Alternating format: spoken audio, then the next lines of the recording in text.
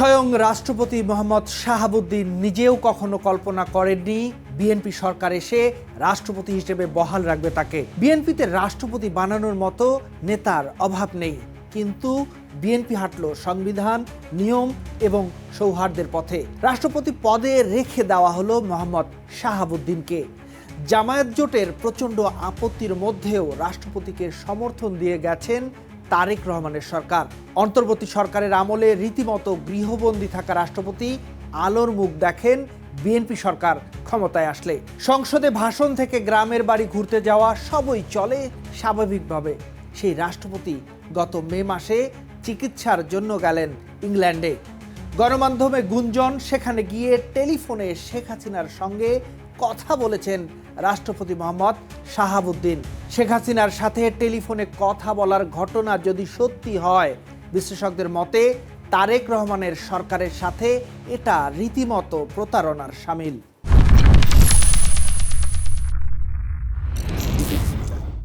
দায়িত্বশীল একাধিক সূত্র বলছে এ কারণেই এখন বিদায় ঘণ্টা বাজছে রাষ্ট্রপতির। এতে রীতিমতো চটে গেছে বিএনপি সরকার। সূত্রগুলোর ভাষ্য, গত 9 মে লন্ডনে যান রাষ্ট্রপতি, দেশে ফেরেন 18 মে। এর মধ্যেই টেলিফোনে শেখ হাসিনার সঙ্গে তার কথোপকথনের বিষয়টি ধরা পড়ে গোয়েন্দা সংস্থার নজরে। এরপরই তাকে পদত্যাগের বার্তা পাঠানো হয় বলে দাবি সূত্রগুলোর।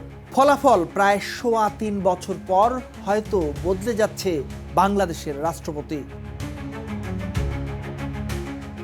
2023 সালের এপ্রিল মাস, তখন ক্ষমতায় শেখ হাসিনার আওয়ামী লীগ সরকার।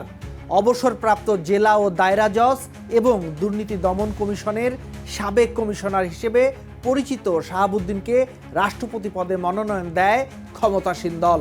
প্রতিদ্বন্দ্বিতাহীন নির্বাচনে 24 এপ্রিল বাংলাদেশের 22তম রাষ্ট্রপতি হিসেবে শপথ নেন তিনি। তখন কেউ ভাবেও নি আগামী 3 বছরে কি নাটকীয় বাঁক নিতে চলছে তার রাজনৈতিক জীবন। শাহাবুদ্দিনের রাষ্ট্রপতি হিসেবে সবচেয়ে বিরল দিকটি হলো মাত্র 3 বছরের ব্যবধানে 3টি ভিন্ন সরকারের শপথ বাক্য পাঠ করিয়েছেন তিনি। শুরুটা আওয়ামী লীগ সরকারের অধীনে, এরপর 2024 সালের আগস্টে ছাত্র জনতার আন্দোলনে হাসিনা সরকারের পতনের পর দায়িত্ব নেয় ডক্টর মোহাম্মদ ইউনূসের নেতৃত্বাধীন অন্তর্বর্তী সরকার। আর সর্বশেষ চলতি বছরের ফেব্রুয়ারিতে ত্রয়োদশ জাতীয় সংসদ নির্বাচনের পর ক্ষমতায় আসে বিএনপি, তারেক রহমান হন প্রধানমন্ত্রী। এই 3 সরকারের প্রতিটি শপথ অনুষ্ঠানে ছিলেন একই ব্যক্তি, মোহাম্মদ শাহাবুদ্দিন। এমনকি জুলাই গণঅভ্যুত্থানের আগে যত শীর্ষ সাংবিধানিক পদ ছিল তার মধ্যে একমাত্র তিনি এখনো বহাল আছেন নিজের চেয়ারে। বাংলাদেশের ইতিহাসে এমন নজির আর নেই বললেই চলে। কিন্তু এই 3 সরকারের মধ্যে দ্বিতীয় অধ্যায়টি অর্থাৎ ইউনূসের আমল ছিল শাহাবুদ্দিনের জন্য সবচেয়ে কঠিন সময়। গণঅভ্যুত্থানের পর ছাত্র নেতারা তার অপসারণ চেয়েছিলেন।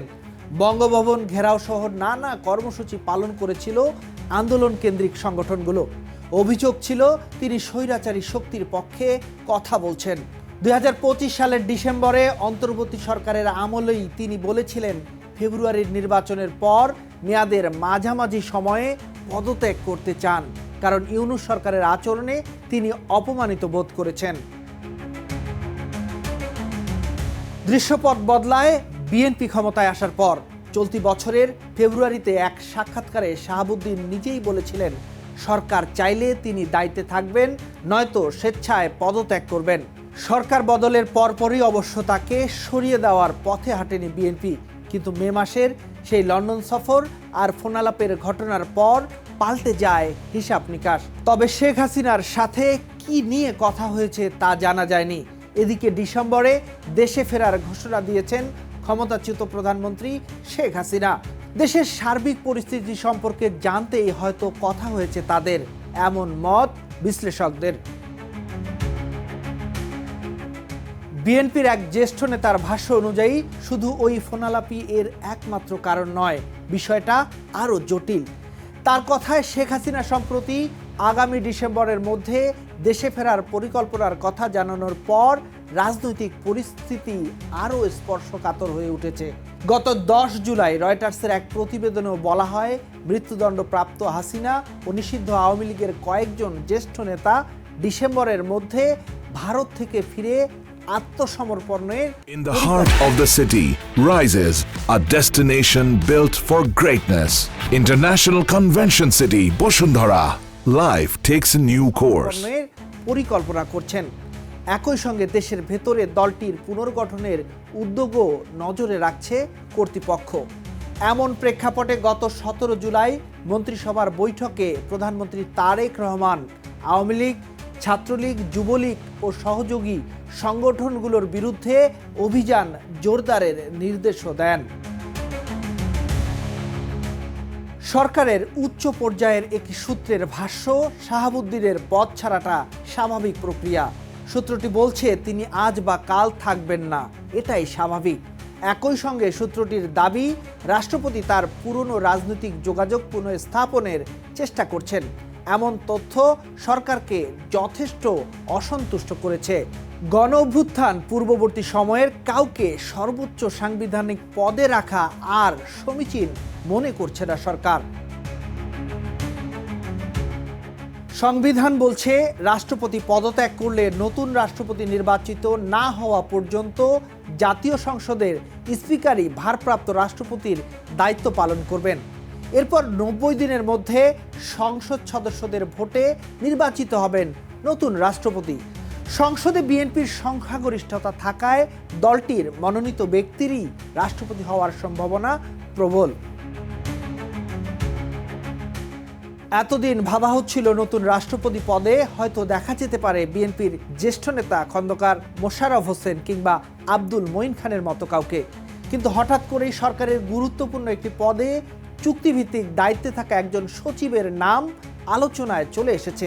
প্রশাসনিক অভিজ্ঞতা আর সরকারের শীর্ষ নেতৃত্বের আস্থাই যার পেছনের কারণ বলে জানাচ্ছেন সংশ্লিষ্টরা।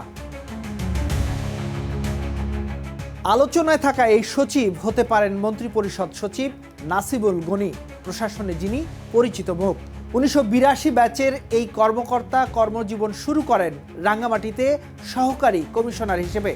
আওয়ামী লীগ আমল থেকে শুরু করে ইউনূস সরকার পর্যন্ত প্রতিটি সরকারের গুরুত্বপূর্ণ পদে ছিলেন তিনি। 2024 সালের আগস্ট থেকে ডিসেম্বর পর্যন্ত ছিলেন খোদ রাষ্ট্রপতির কার্যালয়ের প্রশাসন বিভাগের সচিব। পরে ইউনূস সরকারের আমলে স্বরাষ্ট্র মন্ত্রণালয়ের জ্যেষ্ঠ সচিব। আর চলতি বছরের ফেব্রুয়ারিতে বিএনপি সরকার ক্ষমতায় আসার পর তাকেই করা হয় মন্ত্রিপরিষদ সচিব, প্রশাসনের সর্বোচ্চ আমলাতান্ত্রিক পদ।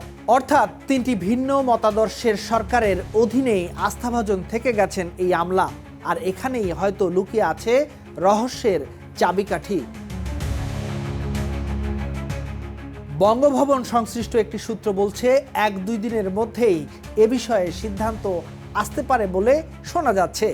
যদিও আগামী 29 জুলাই 4টি দেশের অনাবাসিক রাষ্ট্রদূতের পরিচয়পত্র গ্রহণ উপলক্ষে রাষ্ট্রপতির একটি পূর্ব নির্ধারিত কর্মসূচিও রয়েছে। ফলে শাহাবুদ্দিন সত্যি পদত্যাগ করবেন কিনা, করলে কবে করবেন, আর তার জায়গায় সত্যি কি বসবেন কোনো আমলা, এসব প্রশ্নের চূড়ান্ত জবাব মিলবে আগামী কিছুদিনের মধ্যেই।